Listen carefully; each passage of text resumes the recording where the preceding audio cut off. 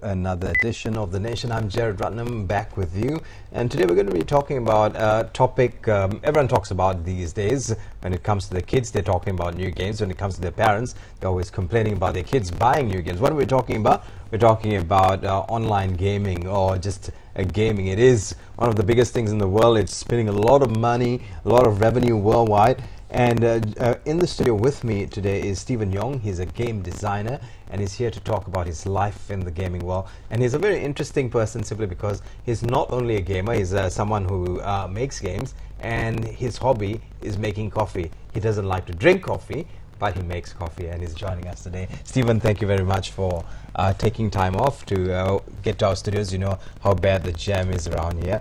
Thank you for making it here. We're always happy to have someone who brings in information for us. Well, there's a lot to talk about when it comes to gaming, and before we talk about gaming and its effects on the world and what's doing now, what it's doing to younger people right now, let's talk about you. How did you get into the gaming world?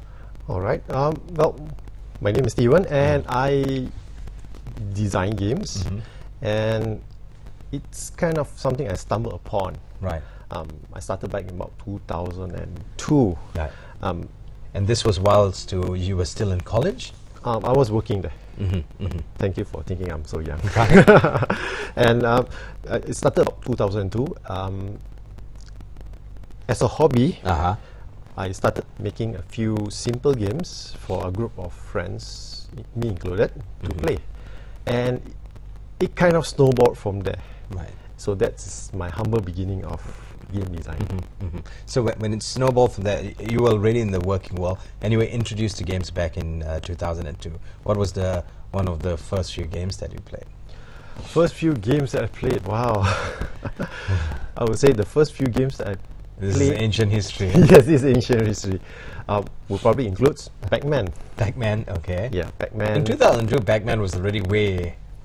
I mean, Pac-Man started in what, 70s, 80s? Yes. Yeah. So first few games I played Pac-Man. Fast forward to 2002, 2003, I think there was a game called Freelancer, which now they are coming up with a new version under. Under this guy called, they are calling it Robinson Industries. It is the game which is the most hyped up game of all time, and it has raised about 100 million crowdfunding funds to kickstart it. Right. And I was playing about Freelancer. It's a space-based games, and I finished the game, and I thought it would be nice if I have a space game to continue playing, and I end up making one. Then I called. But do you have any know-how in the game making and designing games back then? No. No. You just told yourself, I want to make a game, and you set out to do it. Yes. It's not that hard. It's not that hard. It's not that hard. It's not that hard to career change already. Yeah. It's not that hard. I would say that making games is quite different from the technical aspect, programming, engine, maths, all that. It's more on the creativity part, more on concepts, ideas. What do you think is fun? Right. So that is something which back then there was no course on game design, game development or whatnot. It's something that you need to figure out yourself back then. Right.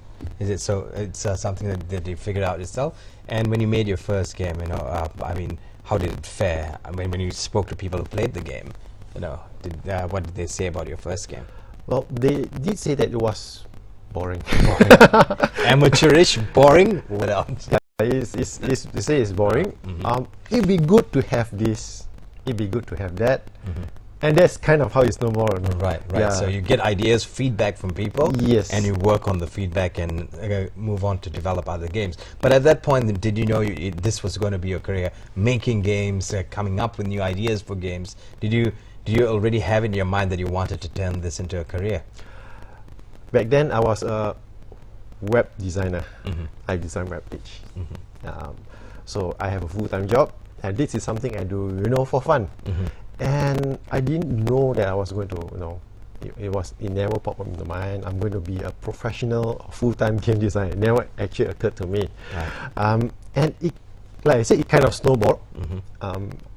One friend becomes two friend becomes four unknown strangers playing the game, and Right. it kind of snowballed, and demand increased. That means they keep asking for more and more and more.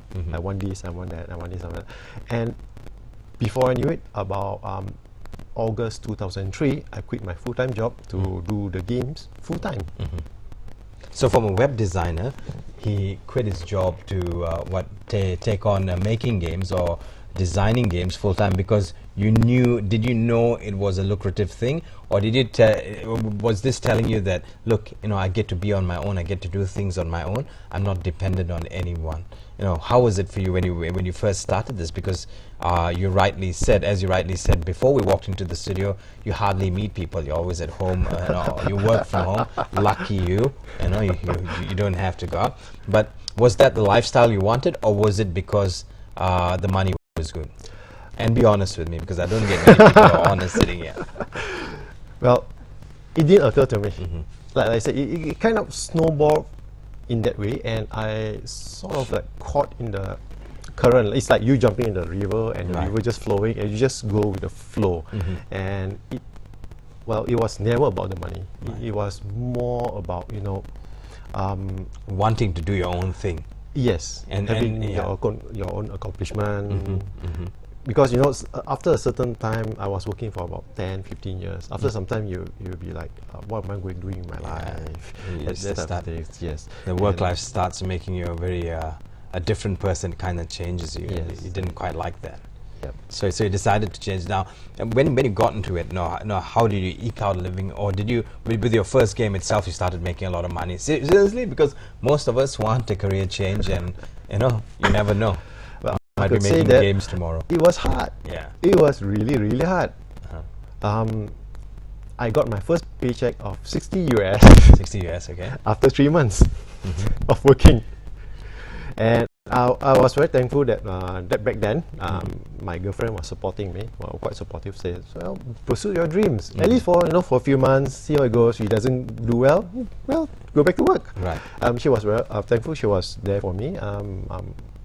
We are married now. Yeah. Oh, And congratulations. she was there to support me, morally, financially. Says no problem. I can handle things on my own and all that. And that actually helped me out a lot, because it is really, really not easy to start out in the game. Right. And I only see positive, financial returns after about 1 or 2 years. Right. The very interesting thing about this man is about Stephen. When I first spoke to him, I saw this cap he was wearing, tea and coffee, and somehow we got into a conversation talking about coffee. And he says, "I like to make coffee. I like barista work, and making coffee and watching people enjoy it is something I like." But he doesn't. He owns a cafe which is not open to people. Yes, it's not open for public. It's pretty strange. We're going to be talking about that later. But coming back to talking about your gaming life now. In 2003, you started. Up until now, how many games have you developed, or you're currently I've made developing? about 7, 8 games. I can say that about 4 of them I open up to public, as in commercially available, that you can pay to play it and all that.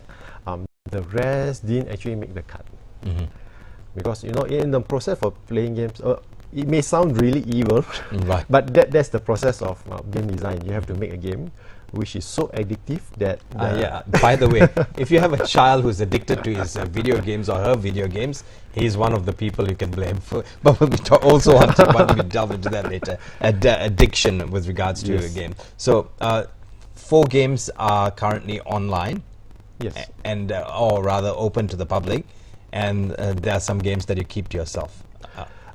Some of the games which didn't make the They cut just didn't take off, lah. Well, they are on the sideline. They are somewhere there, but they are not. But are you going to rework these games? All these games which are not doing well. I'm sure you have a formula now, Well, if I have time. if you have time. Yeah, but bear in mind, this is more like an indie game company. That means it's not a very big company. We have hundreds of people working on it. It's just Yeah, maybe that's what a Rovio handful. did when they first started off. Yeah. Yeah, it's just a handful of people, and I only have 2 hands, so there's only that much I can do.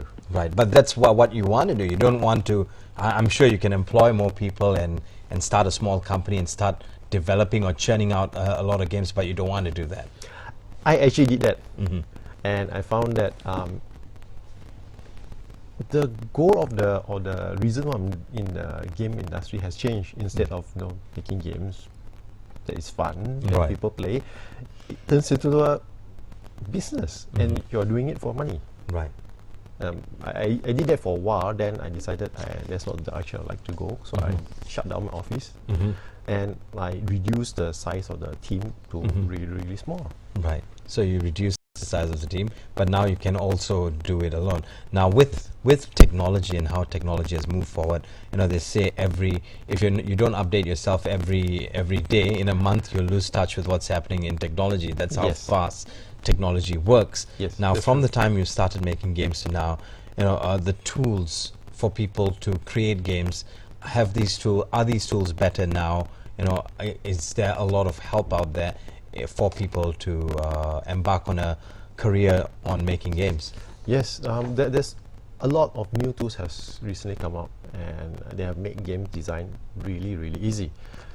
It's so easy that anybody, even without technical knowledge, game design knowledge, or even knowing art, can make their own games. And it is good and bad. Yeah, it's good in the sense that a lot of new people can go into the industry. Right. The bad thing is you don't have depth because you're using somebody else, pre-drawn pictures, pre-drawn videos, and all that, and it doesn't have the depth that you have it.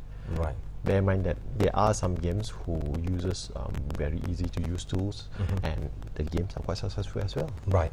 Well, Unification Wars is one of the games that you've designed, and it's probably one of your more popular games. Yes. Okay, tell us about Unification Wars. And it sounds scary when you say Unification Wars. What's coming to my head is World War. Or World Wars. That's scarier. Unification War is inspired by Star Wars. Yeah. It is a game where you try to unify all the planets in space or in the universe or in the galaxy, and it's basically a war game where you have 2, 3, or 50 teams of people. Right. The team comprised of 20 people, and they will fight to expand their territory and to climb the ranks.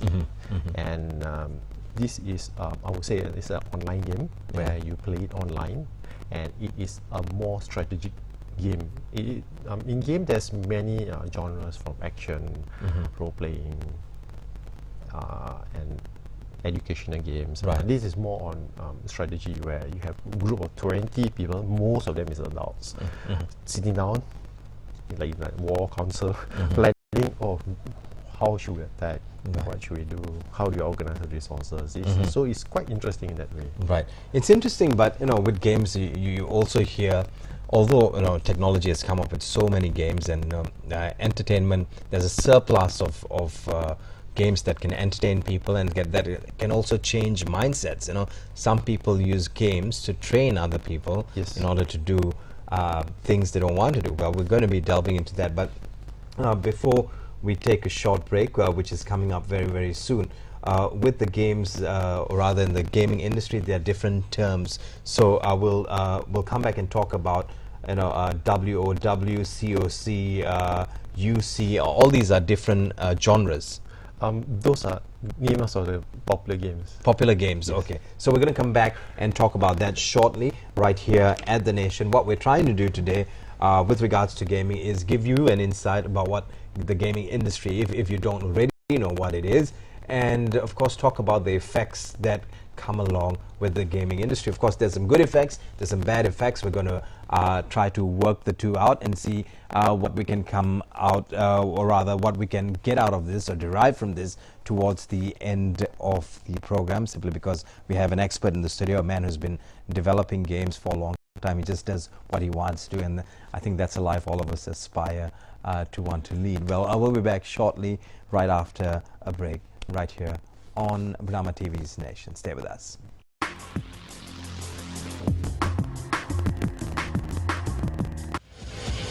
Bernama Today, a daily lifestyle morning variety talk show that touches on current topics in Malaysia and around the world. Also featuring compact interviews with guests from various backgrounds. Don't forget to tune in to channel 502 live from Mondays to Fridays.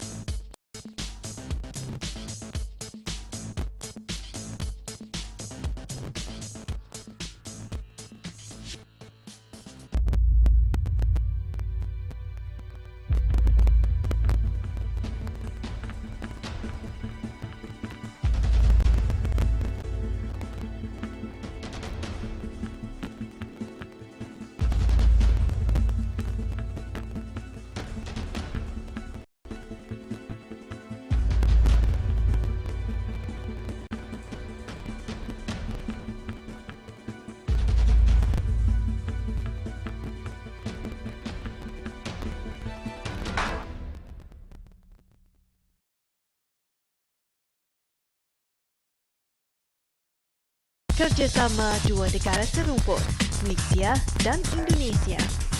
Hiburan, paparan budaya, dan gaya hidup menerusi salam dari Kuala Lumpur. Setiap Isnin, 8.30 malam, hanya di Bernama TV.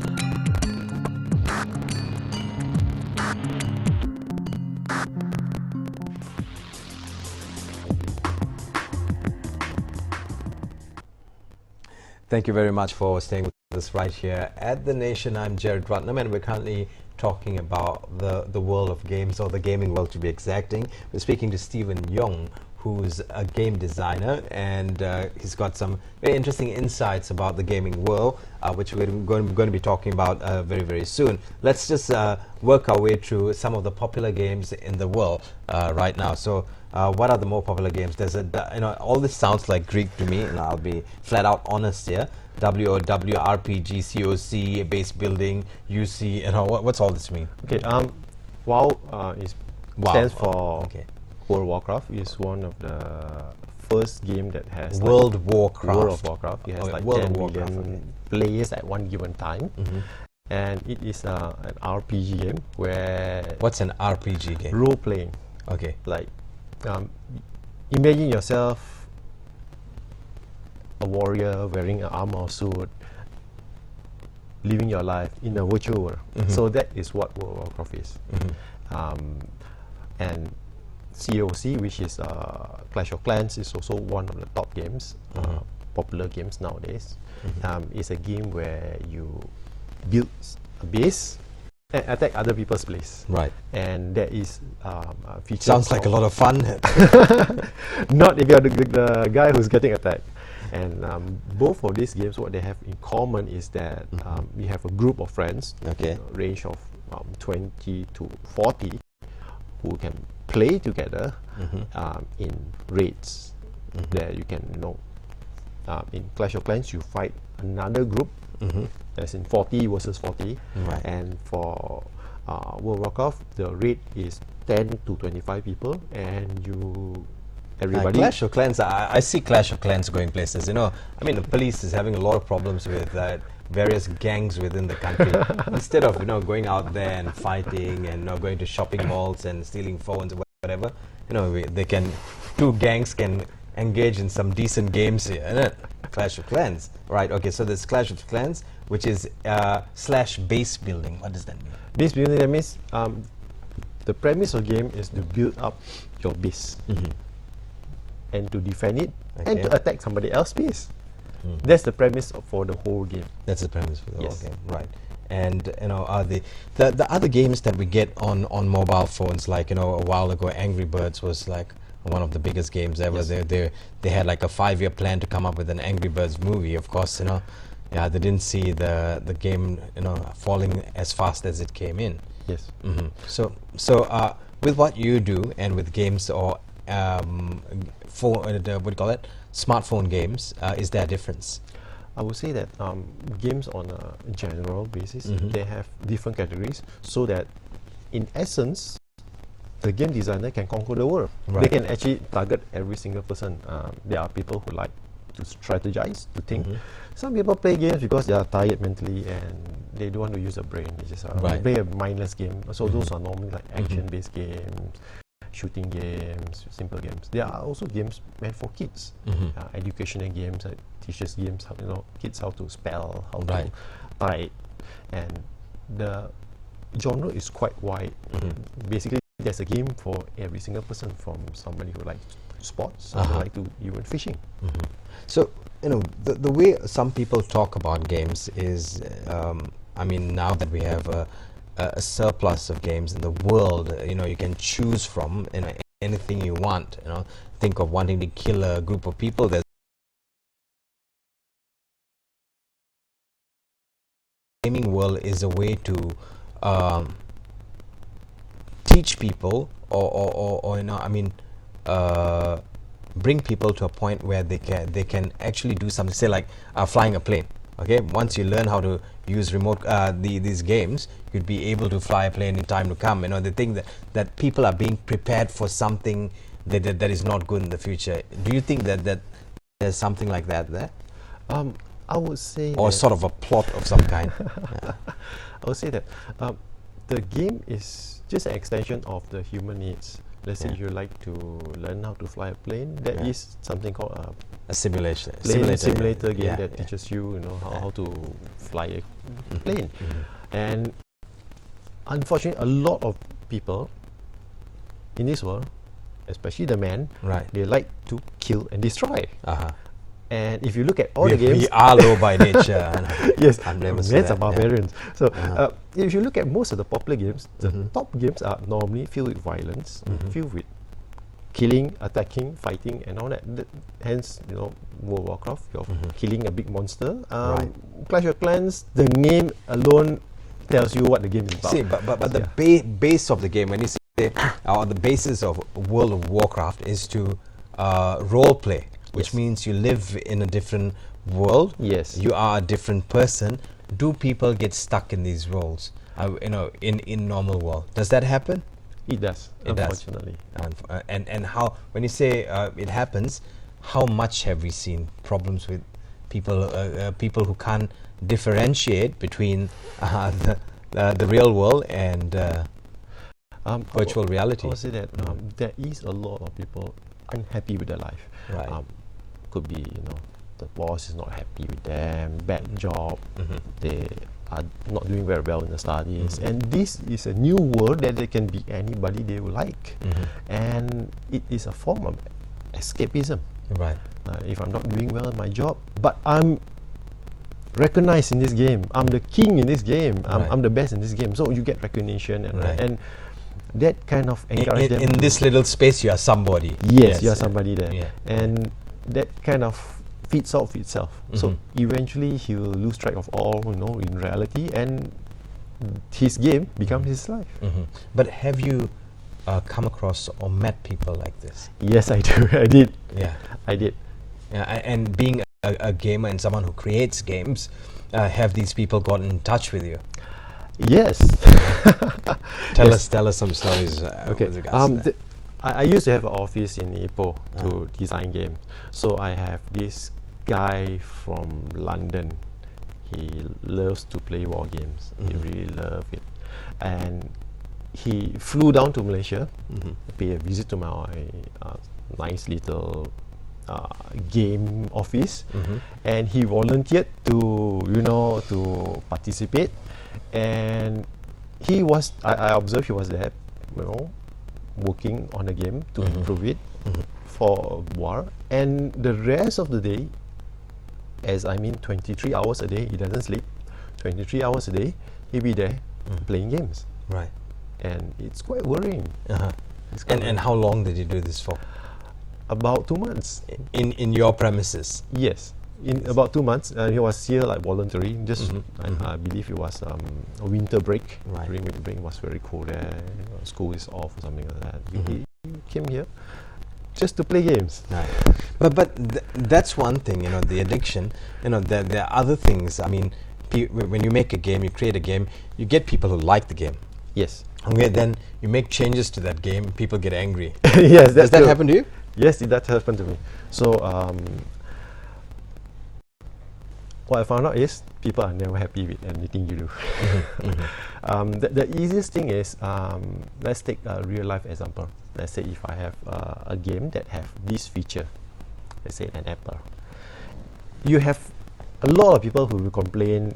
People tend to complain and say that an apple is not very nice to eat. They want to have change it to something else. When you change it to something else, then everybody will start complaining. How can you break away from the origins of using an apple? Yes, This is where the we reason come why I from. play the game is because it's an apple. Now it's an orange, and you get a lot of flame, and some of it is quite bad. You get like death threats. Yeah, I mean seriously, you get death threats. You get people coming to your house, coming to your office, and abusing you in front of your office. Right, you get all that. Yes, you get people starting a petition of like 1,000 people trying to change the orange back to a apple. Right. You have a lot of interesting things like that, and that's what makes game design interesting. Right. So, I'm sure there are other areas like parents getting in touch, you saying my son's addicted to this game because of you. You are the creator of this mess. Do you get stuff like that? Not just yet. Not yet. Yeah, most of the time the parents just blacklist the game. They blacklist the game. Yeah, they blacklist or they just delete the game for the kids. On the plus side, I've seen some people who actually become good friends with the people they play games with, and they end up getting married and having kids of their own. It's quite interesting. The interesting thing about all this is, the idea of being a game creator is to be able to get people addicted. Now, to get people addicted, there must be, everyone has their own formula of how to do that, and when you look at it, addiction in itself is bad. And when you put together a game, you have two kids. And when you put together a game, do you take into consideration that kids are going to be playing this and it is addictive, and I have to keep it addictive? Is there something that plays within your is there a guilty feeling there? Yes, no, maybe, perhaps. Actually, yes. Yes. I do feel guilty when I see people playing 23 hours a day. It is not good for them.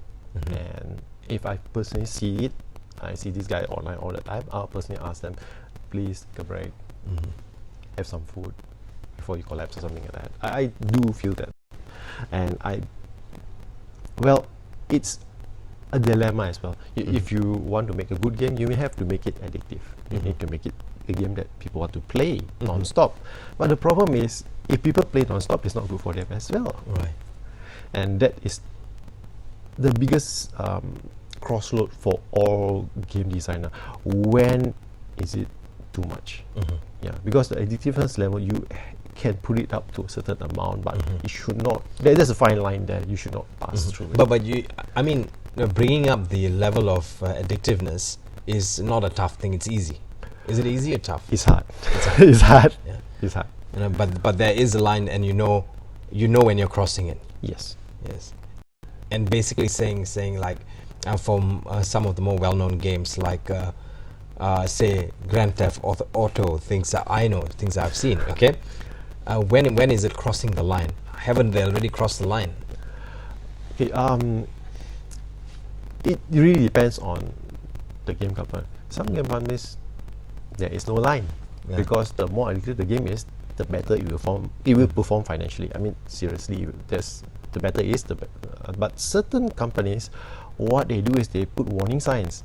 For example, if you play it for like 3 hours straight, the game actually prompts you, please go out, have some fresh air. Seriously, there are some games who actually prompts you, you have overplayed the game. Please, there's a warning there, and I think that is good. Right. Well, there are games that prompts you or gives out a warning alert or some signal to tell you that this is going beyond what you're meant to be going. Yes. And yeah, but not all games have this. Not all games. Or some games, they have a built-in mechanism that they call it diminishing of returns. That means if you play for 2 hours a day, you can achieve like 2 levels. But anything above that, the achievement will be reduced. There's a penalty to it. So there are some game designers, developers, or companies, they actually build in some mechanisms to ensure that you don't kill yourself playing the game. So all these things need to be looked at. Basically, when you design a game, or in the world of game designing, are there guidelines that are given to you? Does someone govern the do's and don'ts behind game making, or is it just do whatever you want to, no holds barred? There is no central body that controls game design. No, or not yet? There is no central body that controls game design. There are bodies that control, or I would say, rating of game. For example, this game is suitable for kids, this game is suitable for teens, this game is suitable for adults. There are organizations that does that, but nobody controls what game you can create. Well, we'll take another break, and when we come back, we'll continue talking to Stephen Yong, a game designer, right here at The Nation. Stay with us.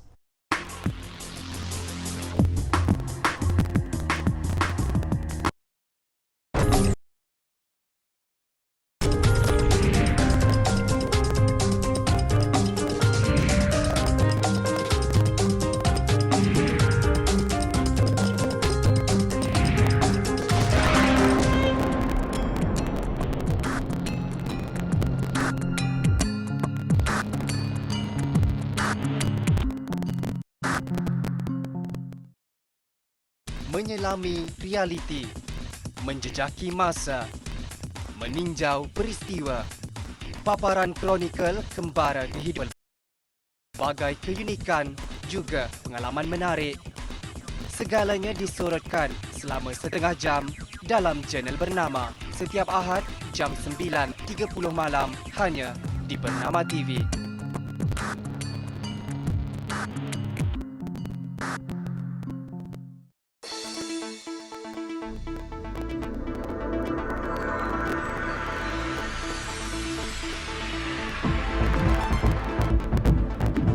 Batasan masa, mengupas isu semasa, jadi saluran pelbagai suara, segalanya baru dan benar di Berita Bernama TV.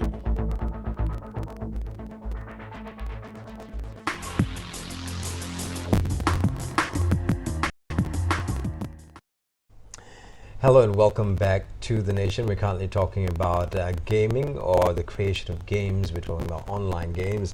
And joining me in the studio is Stephen Yong, a game designer. He has many years. He's been doing this for many years, and he's seen a lot in his life as a game designer. Now, in the gaming world, when they have these game conventions, are you there? No.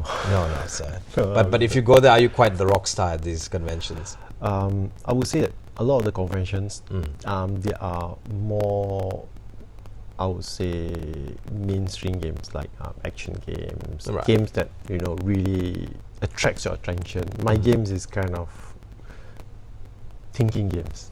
It's different. So it's thinking games. Now they say you need to, with games, there are games that are positive, games that can help you work on your memory, games that can give your brain a good exercise. And would your games fall in this category? I would say my game is more Don't lie, huh? Yeah. It's okay. My game is more towards management and planning. So let's say if you like to run a company, you can play my game. Right. And the basis of game is you build up the economy, you make some friends, some allies, you work together, and you try to conquer the universe. Right. In that way, and you can't go ahead by yourself. Right. You only need people to support you. You need allies, and that is one good thing that you can learn from strategy or management games. Right. I won't ask you how much you get paid, but I'll twist it a little bit. Have you made your first million already? No comments.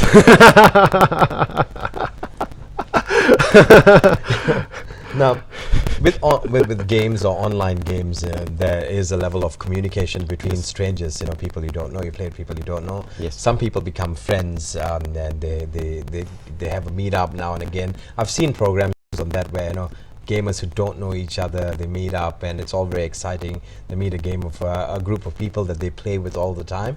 And it is quite a social thing. Yes. Now, there's also a flip side to that, which means if people can meet, strangers can meet there, this can be a good place for predators. Yes, that is true. Quite a number of games out there, or quite a number of how to say, perverts, and a lot of not very normal people. They go online, they change their online personality to a small kid, and they try to prey on other helpless young kids.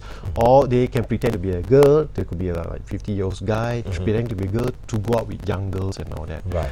And it's really hard to know who is that person behind the computer. It's really hard to know. Right.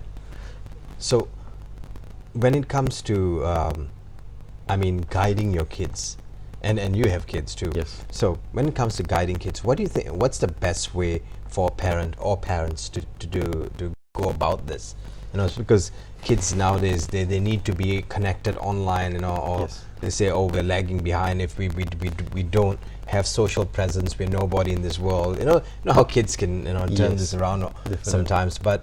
What's more important is their safety, and some of them don't see the dangers within the virtual reality or within the World Wide Web. There's so many predators and people preying on you all the time. So what's the best way for a parent to guide his or her kid when they're playing online games? Okay, I believe that Because some of us are just so blind to online games. We're not as smart as you, so it's different for us. I believe that online games there's two aspects. One is to make sure the game is suitable for the kids. You don't want your kids to play a bad game, or you have like 5-6-year-old. You want the 5-6-year-old to play a game that glorifies robbing, killing, selling drugs. There are games that does that.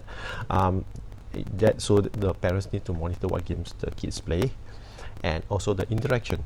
And that's where Facebook comes into place very well. Right. If you like the kids to have friends online, which I believe is good, but of course you have to monitor who is your kids talking to, and one of the easiest way is if your kid has a online friend that plays games with him, and if the friend has a Facebook page, you can actually do some simple background check to make sure that this guy is legit, is not a total weirdo or something like that, and that does help out. Okay, a lot. doing a background check now. How do you Yes. conduct a background check for your kids? Facebook.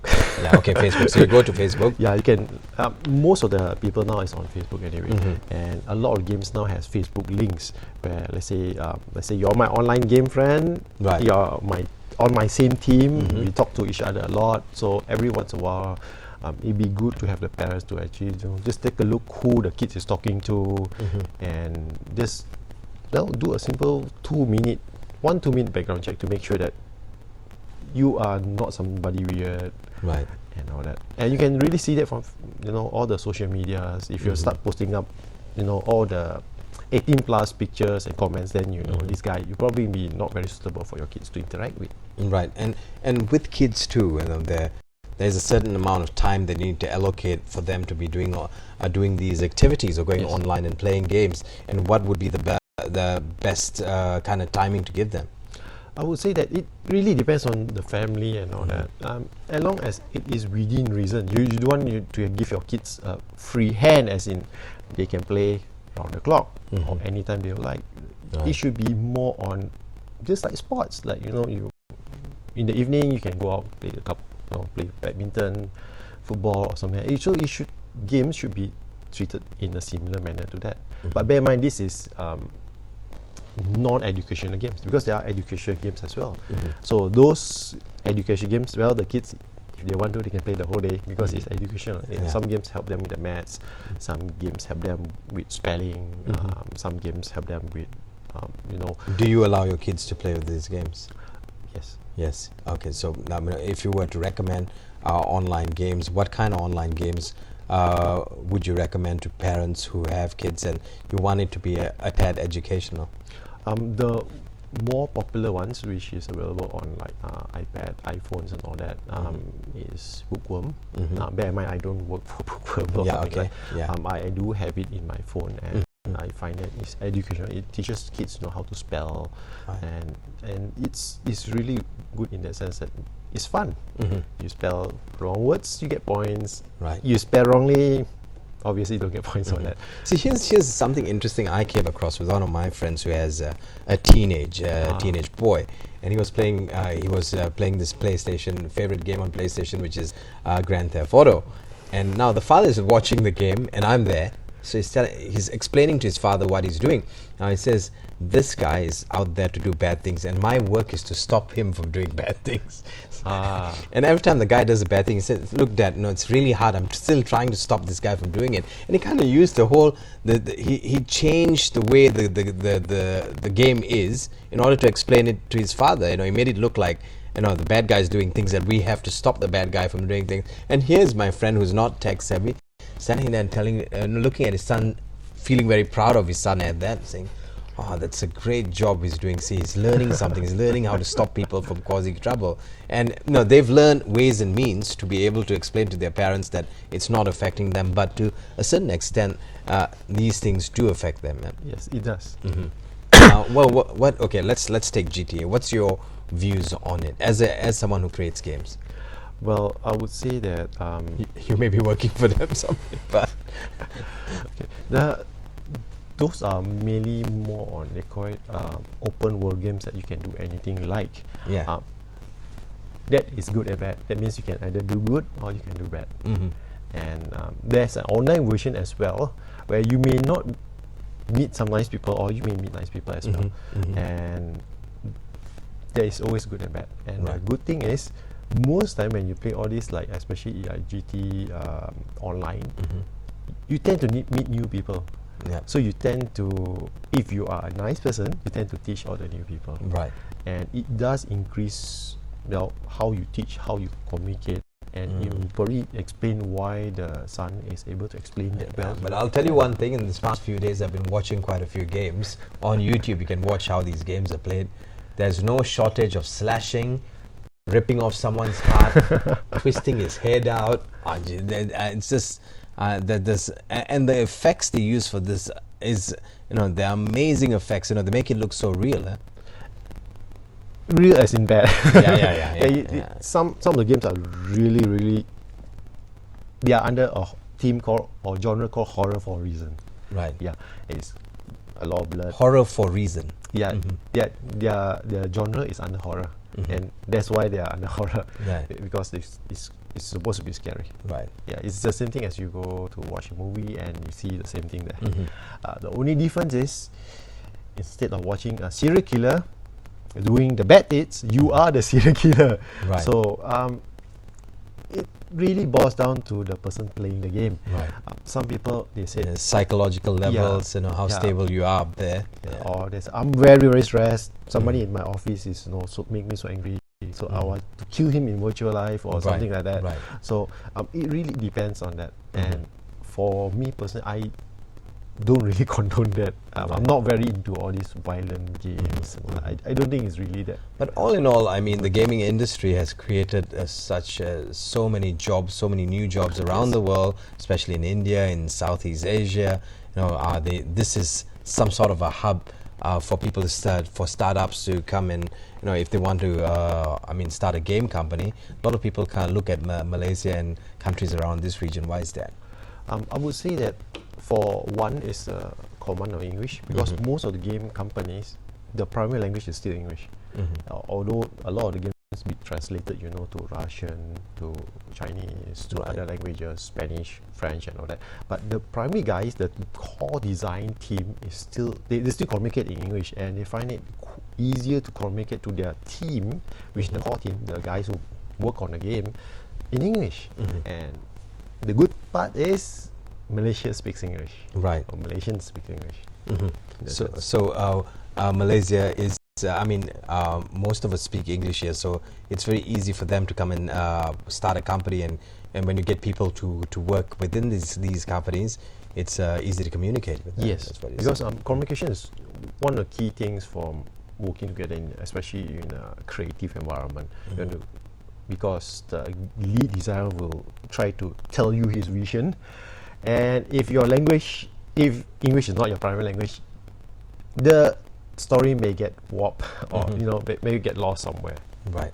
We'll take another break, and when we come back, of course, we'll be talking a little bit more about games, the little things that we can find out from Stephen with regards to the gaming world. It'd be great if we could get people to call in, but unfortunately that can't happen on this show. But we're going to come back and try to suck out from you as much information as we can. We also want to find out a little bit about hobby and coffee. Joining us right here at The Nation is Stephen Yong. Stay with us, we'll be back shortly.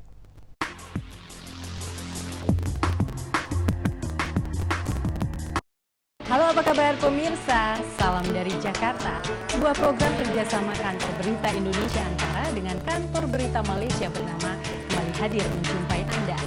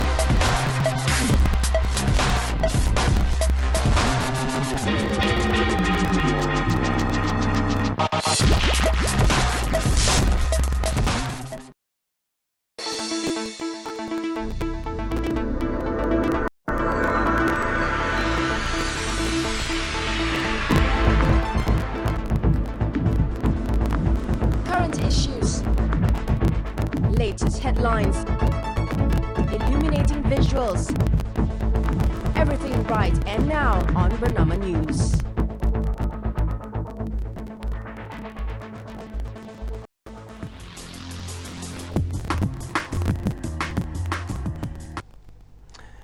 Hello Malaysia and welcome back to your show, The Nation, right here on Bernama TV. Of course, on the show today we're speaking to Stephen Yong, a game designer.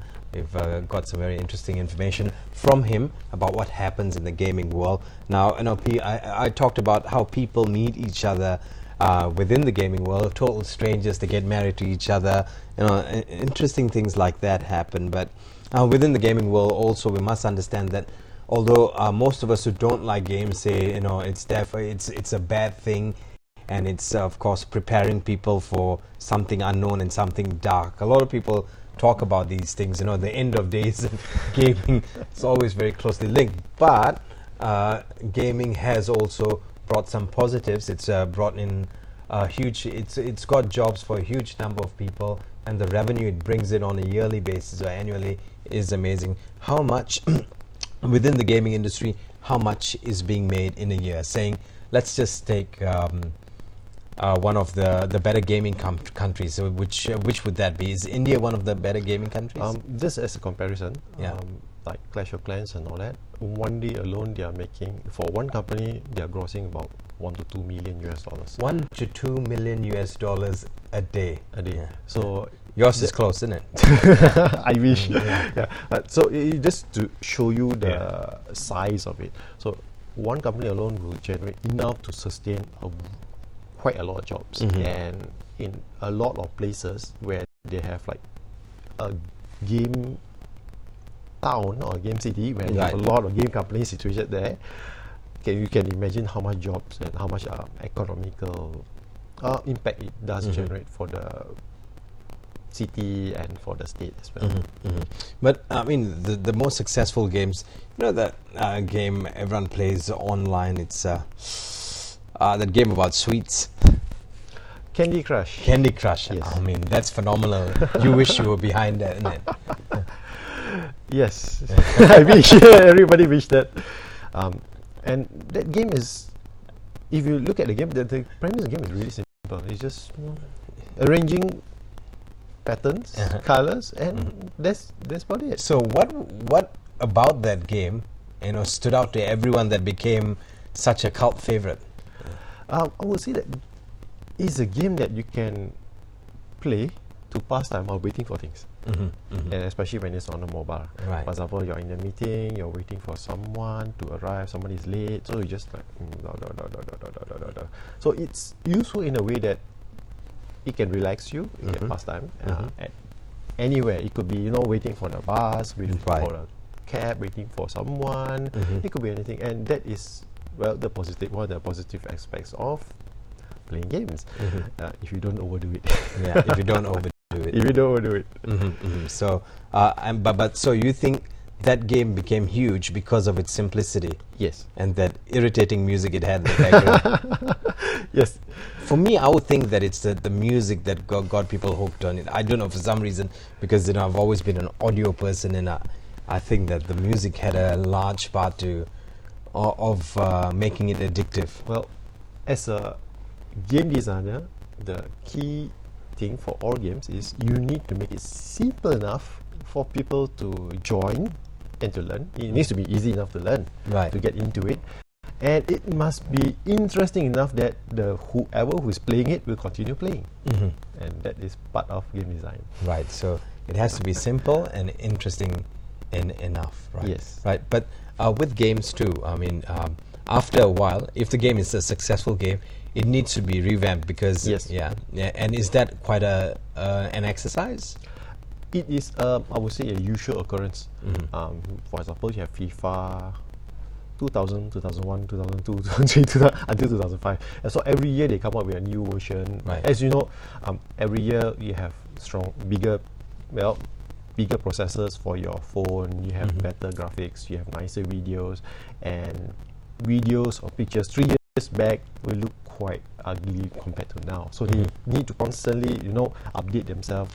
And while they're doing that, is there a color grading process that they go through? What do you mean by color? I mean, when you look at an old game, the game looks old because the color, the color concept is old too.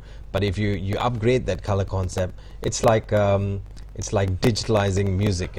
Some games, they on purpose they make the game to look rustic. Yeah. What I meant is the resolution. Yeah. More videos, more. They basically make the game look nicer, more up to date in a sense. Right. So in this last few minutes, let's talk about hobby and coffee. A little hat is wearing up there. It's hobby and coffee, and coffee is your hobby. Yes, not gaming. Yeah. Coffee. So, Yes. so it's interesting in that he likes making coffee. He doesn't like drinking it, and he has a cafe, but it's not open for the public. So how does this all work? Hobby and coffee is currently a venue for people to conduct classes, workshops, and events. That includes doing DIY stuff, sewing, crochet, Right. making books, making dresses. That's all my wife's side. Right. My side, that's her hobby. My hobby is actually coffee. So I conduct like coffee-related events where the example is everybody sit down, drink coffee, and make friends. Right. Or make your own coffee for the day. So be a barista for the day. Right. So I have events, I have classes like that, and this is things I do for fun. Strangely enough. Strangely enough. So in this small space that you have, you conduct events there. Yes. And what was the last event you had? Make your own coffee, or Yes, I'll make you coffee? The last event I had was actually make your own cappuccino. Or make your own Yes. cappuccino. So I'll brief everybody, this is how you make cappuccino, and everybody will make their own cappuccino, sit down, have a drink, take some selfies, take some pictures, relax, and talk and make friends with other people who love coffee. Right. And with this business, is it a sort of a business? I would say, to me, it's more on the hobby side. Hobby. It's something I do to pass time, and it's something for me to do to relax. Right. And for those of us who have, a decent ability on using, on being technologically savvy and knowing what's happening online, and we want to embark on a journey to start making games, where do we begin? I would say that the first step to begin is actually, unfortunately, is to play 1 or 2 games first, and to find out which genre you like and you're comfortable with, and you take it from there. Because it's similar to art. You need to draw an inspiration from somewhere. Right. My game, Unification War, I drew inspiration from Freelancer and from Star Wars.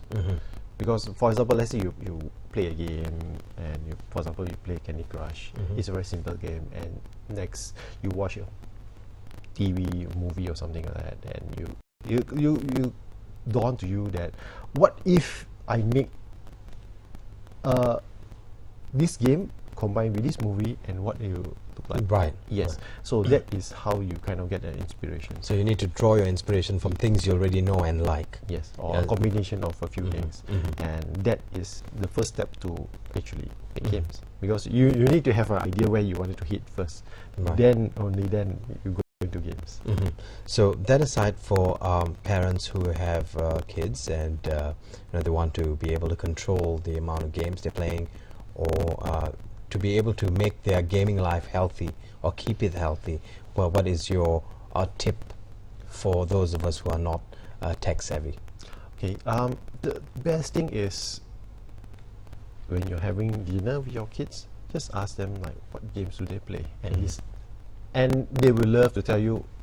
Spend the whole next hour telling you about the games. Right. And based from what they explain to you, you more or less understand whether the game is healthy for them or not. When we talk about a lot of gore, a lot of these things, then maybe you need to switch Taper games off also. that game or switch it. So the best way to deal with this is to be open with your kids and to always talk to them about games. So you need to know a little bit about games to talk to them about games. Well, not really. Yeah? They will explain every single thing to you. Yeah.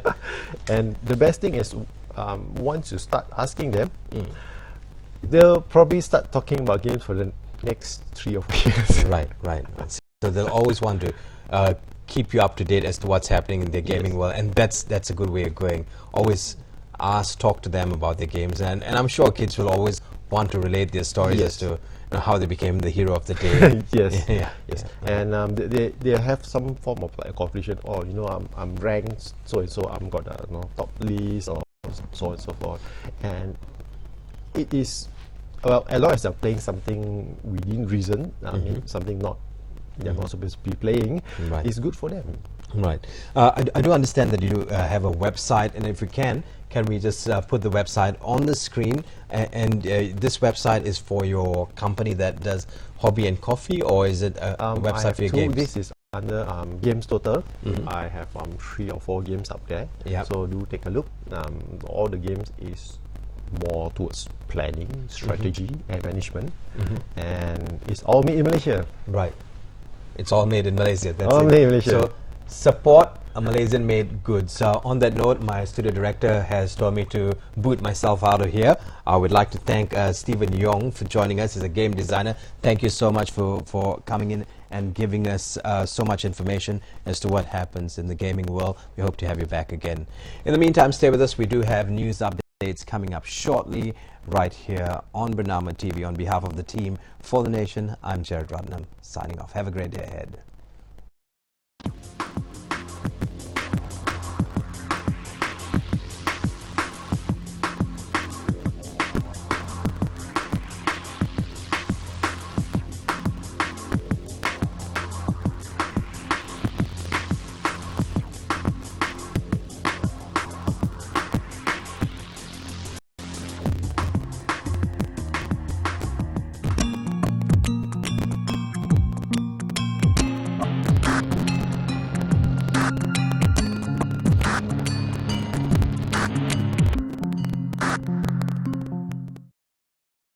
صلى